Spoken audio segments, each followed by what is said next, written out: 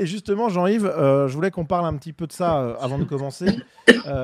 Vous organisez avec la Fondation Polémia à Paris ce samedi eh bien, le 8e forum de la dissidence avec le titre Faire face au système Macron. C'est donc un événement incontournable. Est-ce que vous pouvez nous dire un petit peu, à Pascal, Emmanuel et à moi, mais aussi à tous ceux qui nous regardent ce soir, comment ça va se passer, ce forum? Quel est le principe du forum déjà? Alors, le principe du forum, c'est d'abord que les gens se réunissent réellement, physiquement, de manière mammifère. Et nous l'avons maintenu, sauf une année où c'était vraiment impossible en raison de la dictature covidienne.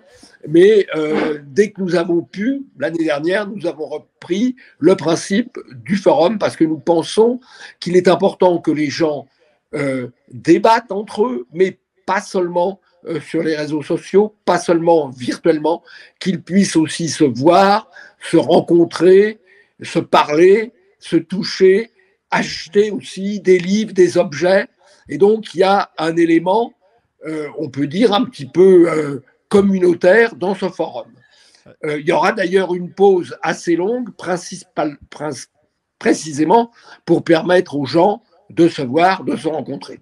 Alors, le cœur du forum, quand même, c'est 2 heures et demie de débat avec des intervenants très différents, tous engagés sur le plan de l'activisme politique ou médiatique, on peut dire, ou métapolitique, et qui débattront et qui feront part surtout de leurs expériences. Okay. Et puis, après la pause, il y aura en quelque sorte une grande postface avec Renaud Camus qui parlera d'un sujet éminemment vaste, faire face à la laideur. Ouais, c'est tout un programme, hein, clairement. Jean-Yves, sur ce forum de la dissidence, il y a quand même, et là on le voit sur cette image avec Renaud Camus qui est là, avec Emmanuel Macron derrière, on a faire face au système Macron.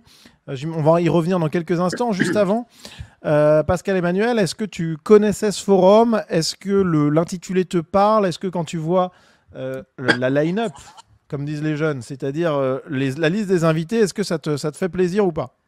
Ah bah oui, je trouve ça très intéressant. Tu m'as appris l'existence, j'apprends l'existence de cet événement ce soir et je pense que c'est très intéressant. Je pense que c'est important aussi de se réunir physiquement, d'avoir des moments de réunion réels. Parce que nous sommes dans un espace où on fonctionne très très bien sur Internet, qui est un vecteur très puissant et qui a énormément d'avantages, mais rien ne remplace le réel et rien ne remplace la constitution de relations réelles et personnelles. Et pour ça, il faut se rencontrer, et pour ça, il faut faire des événements physiques. Et donc j'approuve complètement ce genre d'initiative. Bon alors du coup, on a ce concept de forum de la dissidence qui effectivement est dans le réel, ce qui est très appréciable, vous l'avez souligné tous les deux. Jean-Yves, on va donc retrouver plusieurs interventions. Alors on a vraiment du beau monde, on a vous-même d'abord, Michel Geoffroy, Jean-Eudes Gana, Pierre Gentillet, Renaud Camus bien sûr. J'aurais même le plaisir de faire une petite apparition pour parler d'égalitarisme, voilà. Jean-Luc Coronel qui est donc un universitaire persécuté. Bref, on a Thaïs qu'on va recevoir dans quelques minutes. On a Damien Rieu aussi qui va être là, Yann Valery de Braise Info. Bref, c'est le grand raout. Est-ce que ça va suffire pour abattre le système Macron? Est-ce qu'on va vraiment y arriver ou est-ce que ça va être plutôt l'occasion de donner des pistes voilà, est-ce que la révolution est pour demain? Ah bah écoutez, pour le moment, on n'en est pas à abattre le système Macron, on en est plutôt à résister au système Macron, à faire face au système Macron. Et une bonne partie d'ailleurs des intervenants sont en fait ce qu'on pourrait appeler des repris de justice, ou plus exactement des repris d'injustice, puisque beaucoup ont été poursuivis ou sont poursuivis pour des actions qu'ils ont menées sur le terrain. Je pense à Jean-Hugues Gana, je pense à Thaïs Escuffon, je pense à Damien Rieu, je pense à Coronel de Boissaison. Et donc, on a en quelque sorte des gens qui sont en première ligne de la résistance au système Macron. Et il faut évidemment écouter leur expérience parce que finalement, ce que leur expérience montre, c'est qu'on peut résister au système Macron, qu'il ne faut pas plier, qu'il ne faut pas céder. Et puis, il y a aussi des gens qui mènent des actions tout à fait concrètes, tout à fait pratiques. Je pense à Nicolas Demade, par exemple, qui s'occupe d'une école, d'une association de soutien à une école privée hors contrat, ce qui n'est pas le moyen le plus facile d'échapper à l'éducation nationale, mais qui est un moyen tout à fait utile et précieux. Oui, et sur ce point-là, typiquement de l'école, je pense que c'est sans doute l'un des plus importants leviers qu'on a pour préparer l'avenir, les écoles hors contrat. Vraiment, hein, quand on voit l'éducation nationale classique, je ne parle même pas des zones périphéries urbaines et compagnie, vous voyez ce que je veux dire. Même l'éducation nationale dans son ensemble, c'est déjà pas glorieux. Pas l'institution en tant que telle, hein, bien sûr, mais quoique, mais surtout le niveau des élèves qui arrivent. Mais par contre, les écoles hors contrat, c'est la pépinière des élites de demain. Et ça, c'est d'une importance, mais capitale. Donc voilà, je me permettais de dire ça. Alors, sur l'école, il y a d'ailleurs d'autres actions qui sont conduites, dont on ne parlera pas forcément lors du forum, mais qu'il faut mentionner. Je pense à l'opération qui a été lancée par Reconquête de parents vigilants, qui vise à faire en sorte que les parents ne soient plus simplement les spectateurs passifs des abus pédagogiques dont leurs enfants peuvent faire l'objet dans le cadre des écoles maternelles, primaires ou des collèges ou des lycées. C'est aussi quelque chose qui est nouveau, c'est-à-dire à un moment donné, il faut résister, refuser de se laisser imposer la dictature du politiquement correct ou du scolairement correct, si on peut dire.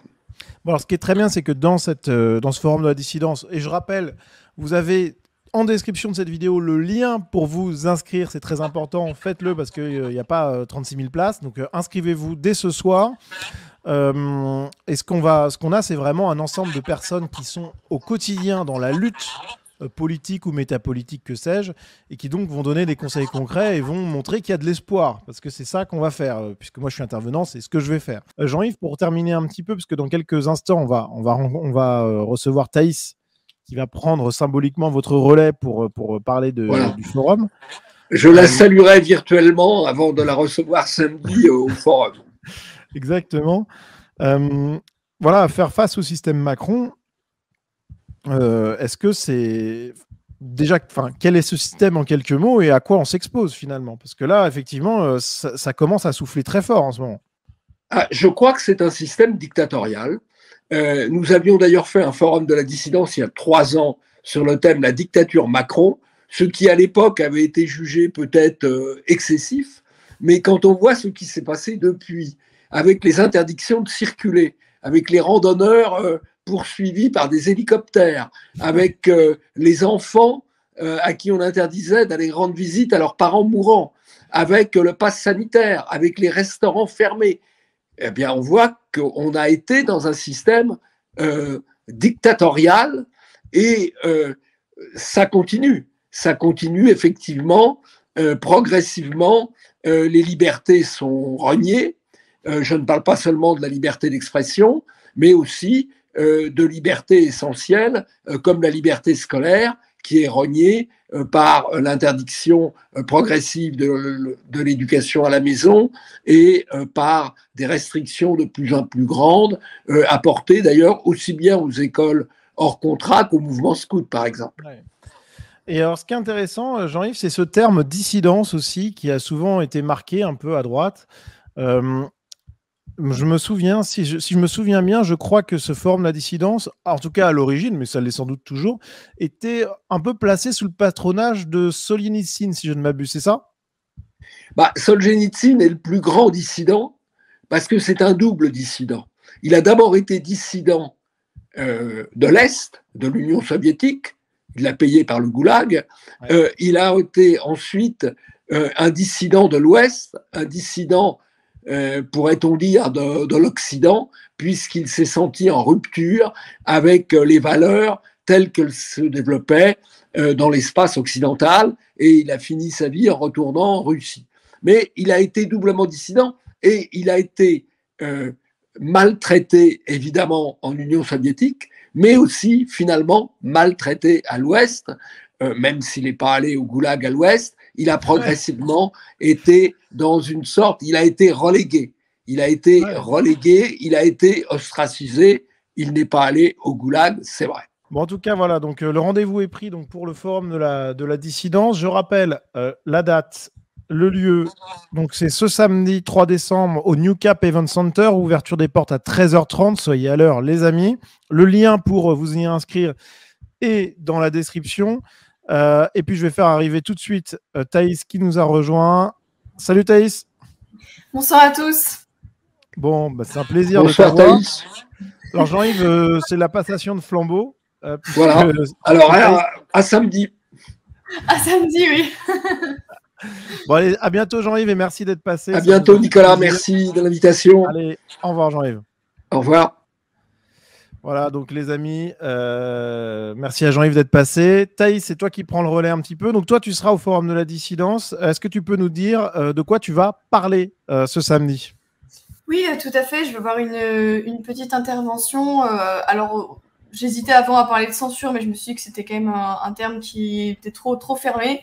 Et en fait, ça m'a fait penser au fait qu'on était très défaitiste à droite et en partie à cause de la censure. Et donc, du coup, je me suis dit qu'il fallait parler un peu d'optimisme parce que c'était vraiment pas quelque chose qui était trop à la mode en ce moment. C'est clair. Et donc, du coup, essayer de...